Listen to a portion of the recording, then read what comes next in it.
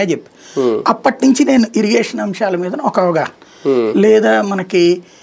వైశాఖపట్నంలో ఇది ఉంది వాతావరణ శాఖలో ఇంత ఉష్ణోగ్రత ఇంత ఇదని చెప్తారు తప్పించి అసలు ఆ మేఘం ఎట్లాగా అసలు ఎందుకు వస్తుంది అల్పపీడనం అంటే ఏంటి వాయుగుండం అక్కడ ఉన్న అప్పుడు ఆంధ్ర యూనివర్సిటీలో ప్రొఫెసర్ గారు ఉండేవాళ్ళు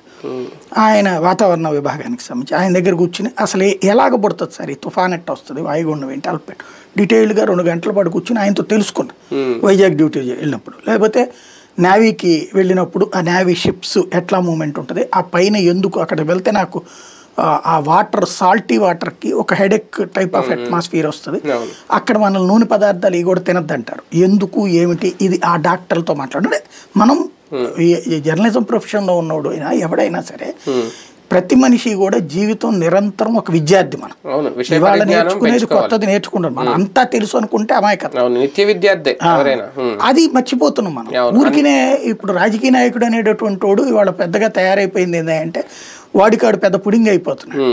వాడే జడ్జిమెంట్ ఇచ్చేస్తున్నాడు వాడే క్రైమ్ ఇన్వెస్టిగేషన్ కూడా చేసేస్తున్నాడు